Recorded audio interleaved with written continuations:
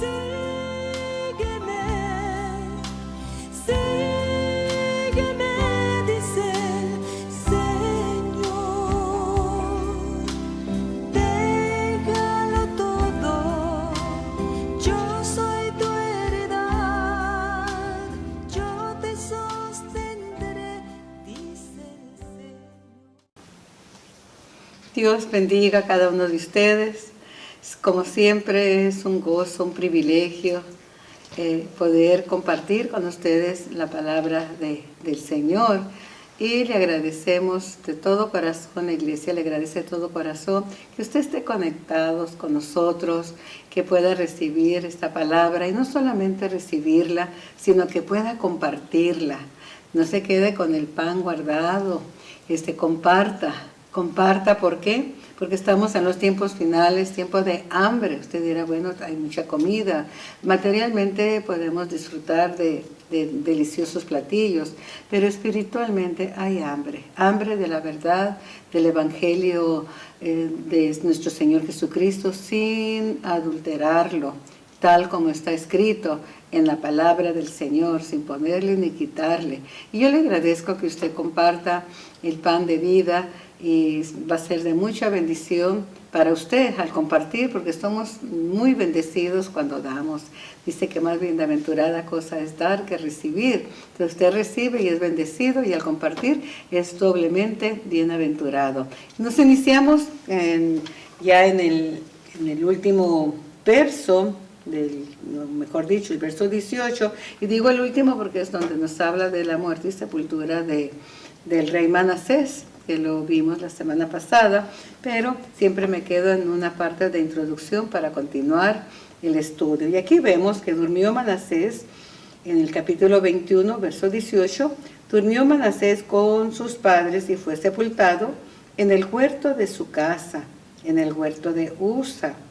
Reinó en su lugar Amón, su hijo. Interesante. En el huerto de su casa. Note que los reyes que fueron piadosos, aunque este fue arrepentido, al final de sus días son sepultados en el sepulcro de sus padres. Y este fue en su casa. Ahora ve aquí algo más que voy a compartir. Como introducción, pues aquí ya vimos que se relata la muerte y sepultura de Manasés. Y a pesar de todo lo malo que hizo en todo su reinado, al final de sus días se arrepiente. Dios lo perdona, pero aunque él muere arrepentido, el arrepentimiento de Manasés no pudo cambiar la conducta idólatra del pueblo.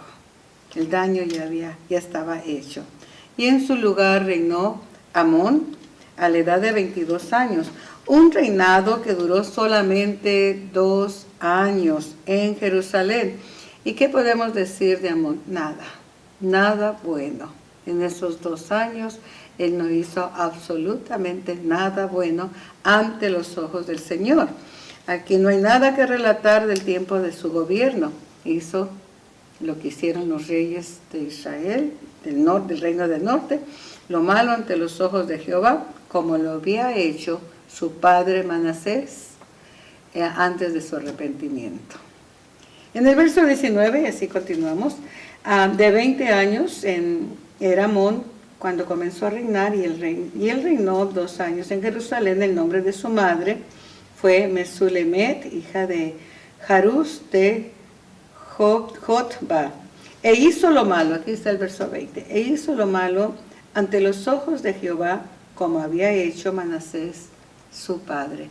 Él continuó en los caminos de maldad.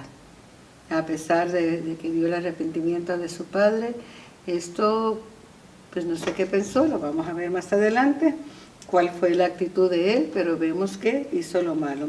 Verso 21, y anduvo en todos los caminos en que su padre anduvo, y sirvió a los ídolos, a los cuales había servido su padre, y los adoró. Ve aquí, él sirvió a los ídolos, de la misma manera que lo había hecho Manasés, y se apartó de Jehová. Un reinado muy corto, como ya escuchamos, 2 años. Tristemente, él no se arrepintió de sus pecados como lo hizo Manasés, el padre.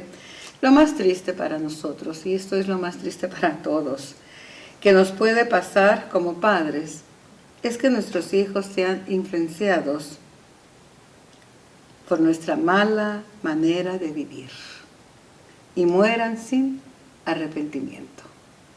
Manasés se salvó, pero su hijo no. Él fue influenciado fuertemente por el tiempo que su padre, Manasés, vivió en contra, completamente en contra de la voluntad de Dios, haciendo peor que los demás reyes que existieron, mejor dicho, en el reino del norte. Él superó la maldad de todos. Y esto fue una influencia muy poderosa en la vida de su hijo Amón, y lamentablemente él muere sin arrepentimiento. Amón muere sin arrepentimiento. Muchas veces pensamos, hermanos, que nuestros hijos no se fijan en nuestra conducta, que nuestros hijos estamos hablando lo que no debemos de hablar. Pasan los hijos y creemos que son pequeños. Llegan a ser adolescentes, son adolescentes, ni caso me hacen, pero ellos están más alerta que nosotros y están absorbiendo nuestra conducta, ya sea buena o sea mala. Ve aquí este caso, ¿sí? Manasés se arrepiente, comienza a hacer reformas, comienza a destruir los ídolos, a quitar los lugares altos, a limpiar el templo, pero fue más fuerte la influencia de maldad que el arrepentimiento de Manasés. En 2 de Crónicas, capítulo 33, verso 23, dice que él nunca se humilló, hablando de Amón, delante de Jehová, sino que aumentó el pecado. Quizás él pensó, así como su padre había hecho lo malo ante los ojos de Dios y al final de sus días se arrepintió y fue perdonado, él podía vivir haciendo lo malo. Al fin que, antes de morir, podía arrepentirse, y eso es un terrible error pensar así, un error que nos puede costar la vida eterna. ¿Por qué? Porque no siempre se tendrá el momento o el tiempo de podernos arrepentir cuando la muerte acecha. Hay quienes tienen oportunidad, mueren de una enfermedad larga quizás, o están en cama y tienen el tiempo para meditar y revisar su vida, analizar su vida y ponerse a cuentas con Dios. Pero hay quienes su muerte les sorprende instantáneamente. Algunos en el sueño, algunos en un accidente donde no hay tiempo porque es una muerte instantánea, un ataque de corazón instantáneo. Hay muchas formas que la muerte puede sorprendernos de manera inesperada, y una muerte instantánea, donde no hay, amados en Cristo, la oportunidad de meditar en la necesidad de salvación y clamar a Dios por misericordia y pedir perdón por nuestros pecados. Entonces, ¿qué es lo que queda? Pues una muerte eterna, una condenación eterna, morir sin arrepentimiento, sin haber confesión de pecados. Así que tengamos en cuenta esto.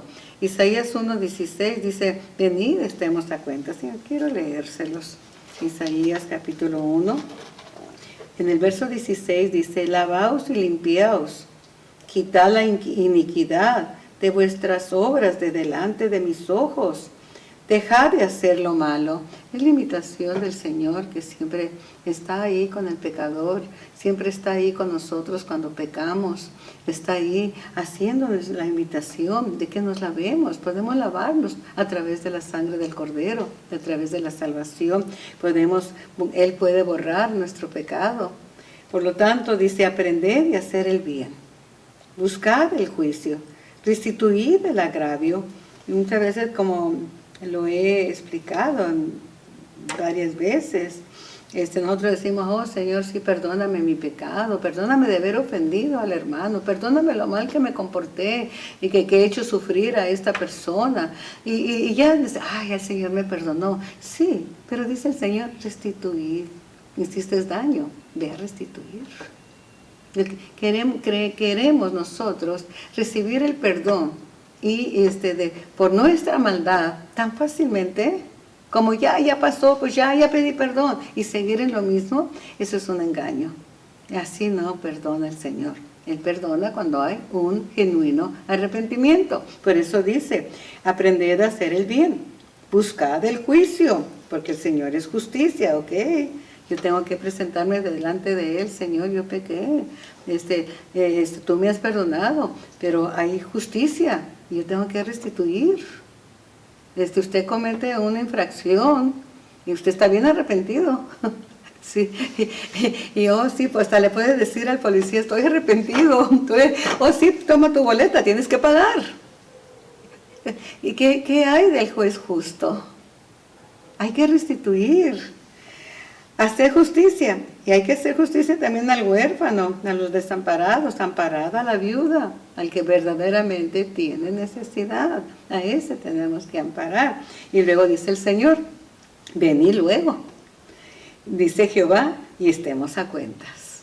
¿Ok? Entonces es que no es solamente es suficiente decir perdóname, hay que ponernos a cuentas con el Señor primeramente, y luego sigue una deuda, la deuda que tenemos con aquellos que quizás hasta le debemos dinero, y de sinvergüenza nos pasamos, es que a mí se me olvidó, sí, pero el Señor no se le ha olvidado. O aquellos que nos hicieron un favor, inmediatamente nosotros nos olvidamos del favor que nos hicieron en el pasado. Hay que restituir. Si nos hicieron un favor, nos ayudaron cuando más necesitábamos.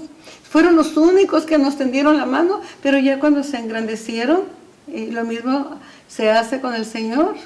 Te engordaste, Jerusalén, y ya cuando ya tuviste riquezas y que ya estabas con casa y en la tierra prometida, diste patadas, diste coces contra la roca. Entonces, amados en Cristo, ve aquí, y pues Manasés no tuvo esa oportunidad de ponerse a cuentas con Dios, no la quiso tomar. Él creyó, bueno, pues si mi padre al final lo perdonó Dios y andaba ahí haciendo lo bueno, pues así puedo hacerlo yo, mientras me doy la vida, vivo la vida a mi manera, vivo la vida loca, disfruto de las cosas de este mundo, al fin que al final puede Dios perdonarme. Quizá no pueda, no porque no quiera, porque no pediste perdón antes de partir. Así que tengamos mucho en cuenta eso. Ninguno podemos garantizar el vivir al siguiente día. Es mejor vivir en una relación con Dios y no vivir alejados de Dios por toda la eternidad. Así es que si Él te está llamando hoy a través de este mensaje, que te pongas a cuentas, pues hazlo y no que pases la eternidad en tormento. Amón se fue sin salvación. Verso 22, regresemos a donde estamos, en segundo libro de los Reyes, en el capítulo 21. Ahí vamos a ver el verso 23, en lo que continúa. Y dice, verso 22, vamos a repetirlo. Y dejó a Jehová, el Dios de sus padres, y no anduvo en el camino de Jehová, y así en ese camino de maldad, así fue conducido al camino de castigo eterno. Verso 23. Y los siervos de Amón conspiraron contra él, y mataron al rey en su casa.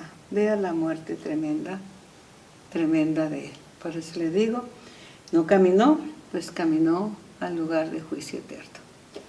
Ahora el verso 24 dice, entonces el pueblo de la tierra mató a todos los que habían conspirado contra el rey Amón, y puso al pueblo de la tierra por rey en su lugar a Josías, su hijo. Ve aquí hay una nota ya positiva, hay un destello de esperanza, de vida.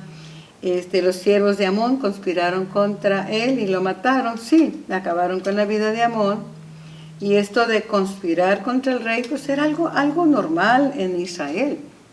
Había tanta maldad en Israel, en el reino del norte, y que también se contaminó el reino de Judá. Y aquí vemos que esa contaminación, pues ellos hicieron lo mismo. Ahora matan a su propio rey en Judá.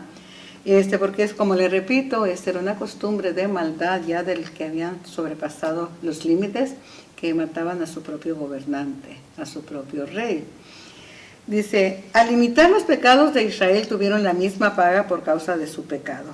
La maldad no tiene compasión ni fidelidad. La persona que es infiel es malvada. Esa es la palabra. La persona que no tiene compasión, perdón, también es maldad. Una persona insensible ante el dolor de los demás, es malvado. Israel se caracterizó por la anarquía, no había respeto ni obediencia a los que estaban en autoridad sobre ellos. La razón es que ellos no tenían temor de Dios. Eso era la característica de Israel, y pues Judá también los imitó. Como vemos que aquí le dan muerte a Amón, siendo el rey. Después de esto, el pueblo de la tierra mató a todos los que habían conspirado contra el rey Amón. Y aquí es donde se ve, amados en Cristo, parece algo negativo. Parece algo que, bueno, pues esto es una matanza, ¿no? No, pero es algo positivo.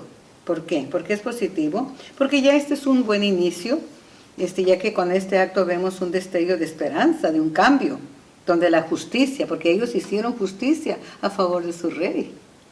Entonces, hay una esperanza de un cambio donde la justicia y la rectitud se muestra a través de esta acción al honrar a su rey, haciéndole justicia.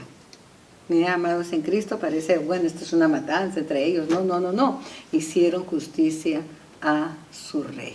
Aunque fue un rey que no se arrepintió, pero la justicia no es de los hombres, la justicia es de Dios.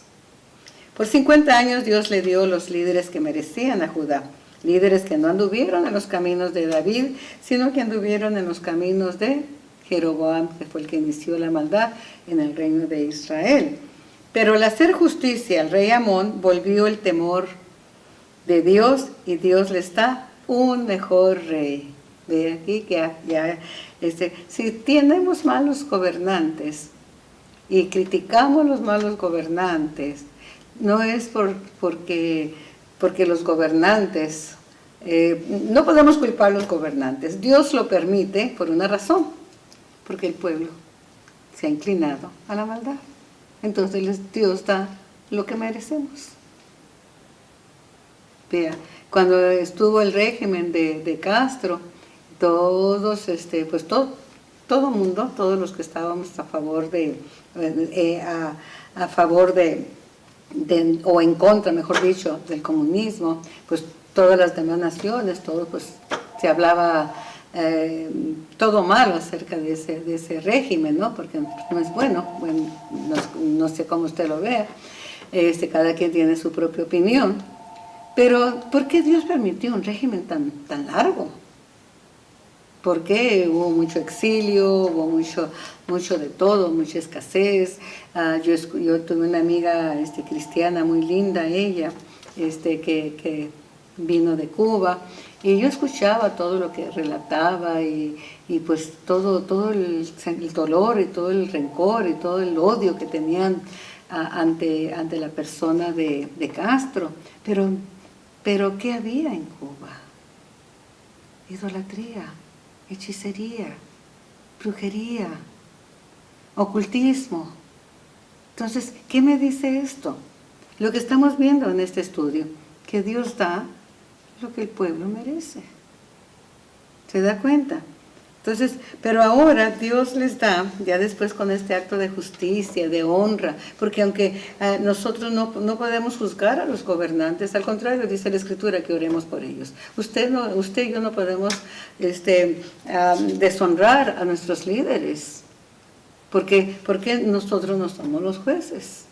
Entonces, amados en Cristo, ve aquí que al ver Dios un acto de justicia, honrando a su rey, y haciéndole justicia y matando a los que lo mataron, entonces Dios les da un rey precioso, y es Josías. Aquí viene el reinado de Josías, que el Señor no continuó con la línea legítima, no se levantó otro rey de otra línea, se continuó la línea legítima de donde iba a venir el Mesías, y aquí tenemos a Josías que queda como rey. Y Josías hará historia como un rey reformador. Un grupo de hombres lo siguieron, que prometieron guardar los mandamientos, sus testimonios, los estatutos del Señor, y sobre todas las cosas, a amarlo con todo su corazón y con toda el alma. Y ellos volvieron a la palabra de Dios, y ese grupo volvió a la palabra de Dios y confirmaron el pacto que el pueblo había hecho con el Señor. Qué reconfortador de tanta rebelión en contra de Dios. Él levanta hombres y mujeres dispuestos a caminar en los caminos de Dios, guiando al pueblo a adorar al único y verdadero Dios. Y para esto no cabe duda que fue la intervención directa del Espíritu Santo para que esto sucediera. Solamente el poder de Dios podía obrar de esta manera, que moviera personas a hacer justicia cuando solamente había maldad. Pero tenemos que recordar que siempre hay un remanente que no se rinde. Que podemos decir, oh, toda la nación se ha rendido. Siempre habrá un pequeño remanente. Podemos decir, oh, en la iglesia solamente vemos mal. No se equivoque, siempre Dios tendrá dentro de esas iglesias un remanente escogido, aquellos que abren su corazón. No van a ser muchos, aquellos que están dispuestos a pactar con Dios. Un pacto es un convenio, es un acuerdo, es un compromiso de que van a hacer la voluntad de Dios, que vamos a caminar en sus caminos, que vamos a obedecer su palabra, que vamos a caminar conforme su voluntad. Y este grupo precioso lo hicieron, guiados por el Espíritu Santo.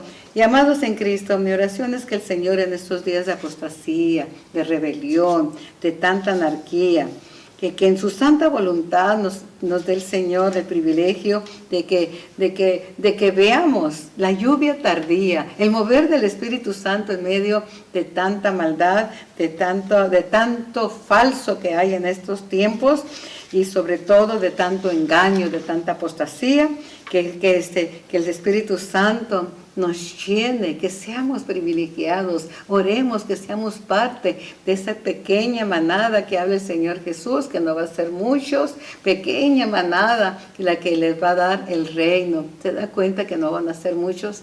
Pequeña manada, a mi Padre le ha placido daros el reino. Pequeña manada, dése cuenta. Amados en Cristo, aquí fue un pequeño grupo que se decidió hacer justicia a un rey malvado, pero que conscientes de que el rey era puesto por Dios y toda autoridad es puesta por Dios. Tenemos que tenerlo muy presente. Así es que vemos aquí que hubo hombres dispuestos a servir y a honrar. Así esa es la oración, que haya hombres y mujeres dispuestos a servir al Señor, pero no de acuerdo a como ellos piensan y quieren, sino de acuerdo a la voluntad de Dios. Te invito a que sigas este ejemplo de Josías, que con el favor de Dios estaremos viendo sus hechos, su vida, sus reformas, la celebración de la Pascua que había estado olvidada, y esa reforma iba a traer una limpia de los hechiceros, etcétera, etcétera, pero a pesar, amados en Cristo, de las buenas acciones y de la reforma que hizo Josías, a pesar de eso, ya el juicio de Dios estaba decretado sobre la maldad de Judá, y ya se acercaba debido a que después de Josías, Judá iba a persistir en su idolatría. Y los 4 reyes restantes que quedan para terminar con el libro de Reyes, hicieron lo malo ante los ojos de Jehová. En estos días el Señor está separando y preparando el remanente fiel, amados en Cristo, en las iglesias y donde quiera que se congreguen, para ser levantados en su venida. Pero aunque haya grupos fieles, aún así, escuche esto, aunque haya avivamientos en este tiempo, en estos últimos tiempos, aunque el fuego de Dios descienda del cielo como señal, ya el Señor no va a detener su juicio. ¿Por qué? Porque ese juicio ya está por venir a la tierra, para raer y destruir de la tierra toda la maldad y limpiarla para el establecimiento de su reino. Las señales nos indican que Cristo viene pronto. Y después de Cristo, pero antes de que venga, en 2 de Tesalonicenses, capítulo 2, en el verso 2 y 3, Pablo dice, no se dejen engañar sobre la venida de Cristo, porque ya muchos decían que ya había pasado, otros decían que no iba a ser así. Entonces muchos estaban declarando falsas doctrinas. Entonces no se dejen engañar, porque la venida de Cristo, y esa es una señal inequívoca, no vendrá antes que venga la apostasía. Y la apostasía, amados, en Cristo ya está. Entonces ya no nos queda ninguna duda de que su venida está tan cercana. Aunque algunos se burlen, aunque digan, bueno, eso lo han dicho mucho, está como este caso, ¿no? De que, oh, sí puedo arrepentirme después. No, ya no. El juicio está ya decretado. Las señales nos indican el tiempo del fin, y la apostasía era la última señal que el apóstol Pablo nos menciona en 2 de Tesalonicenses, capítulo 2, y verso 2 y 3, que el Señor viene, pero no viene antes de la apostasía. Entonces la apostasía ya la tenemos ante nuestros ojos. Muchos que se han desviado de la sana doctrina, con engaños, con exaltaciones, todos quieren ser grandes, todos quieren estar en las alturas, subiré, levantaré y seré. Ese es el lema que hay en el día de hoy. Por lo tanto, amados en Cristo, aunque hubo reforma en Judá, pues los siguientes reyes hicieron lo malo delante de Dios, y sabiéndolo Dios, Él no iba a detener su juicio, a pesar de que Josías hizo lo bueno. Ya estaba decretado, y los reyes siguientes no lo detuvieron. No sea que, dice, por lo tanto, amados en Cristo, no seamos, mejor dicho, de los que seamos parte del fuego, si no hay un arrepentimiento sincero. Veamos de lo que vamos a hacer. Seamos parte de los que entraremos a las bodas del Cordero en un reino eterno. Sí, el Señor va a traer una limpieza a la tierra.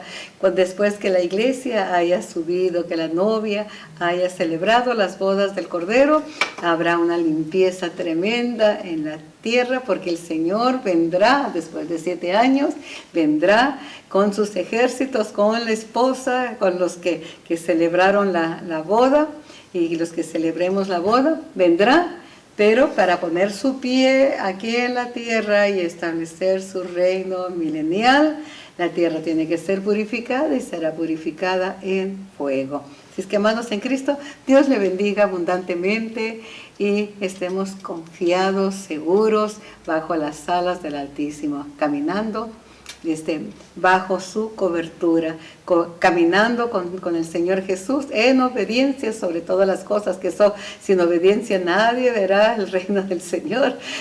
Caminando en obediencia a su perfecta voluntad, y seremos llamados a esa llamada manada pequeña, a la cual el Padre le plació dar el reino. Dios te bendiga abundantemente, es el deseo de mi corazón. Bendiciones, amados.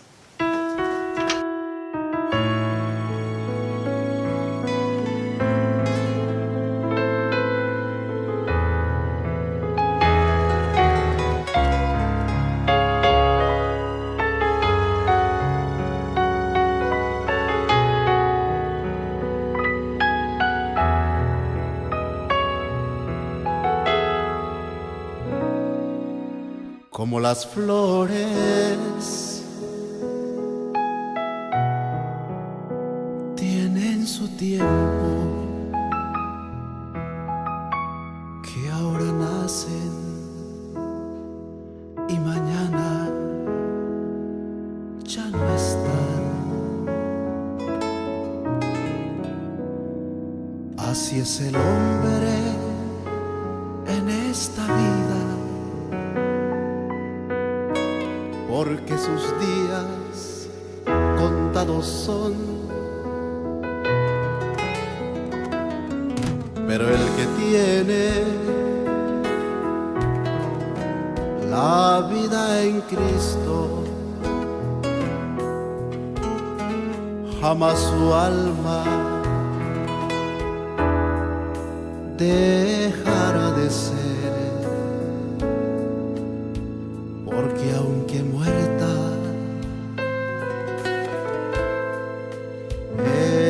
siente su carne. Jamás su vida se perderá. La vida es una flor, La vida es una flor muy delicada, y al hombre al cual a Dios la debe de cuidar con precaución, porque si se marchita ya no revive, y él no quiere flores muertas en su jardín, mi Dios.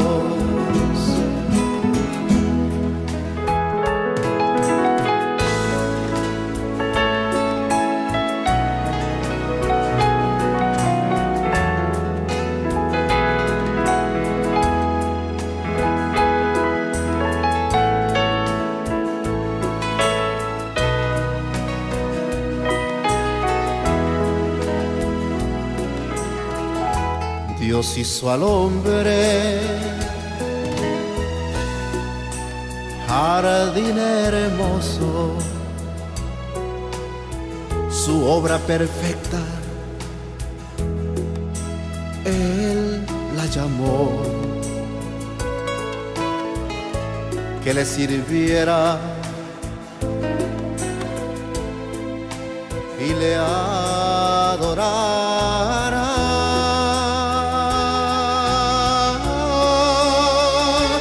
Le dio por siempre la libertad. La vida es una flor, La vida es una flor muy delicada, y al hombre al cual a Dios la debe de cuidar con precaución, porque si se marchita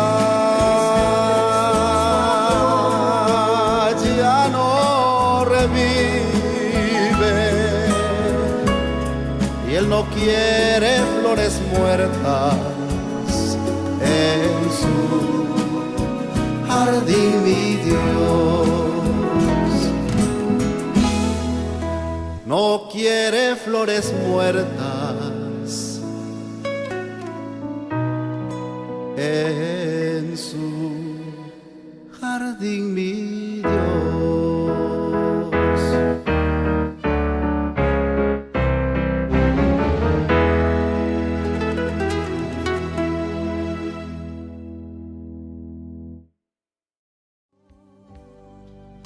Son muchos los discípulos del Señor, pero pocos le conocen en su intimidad.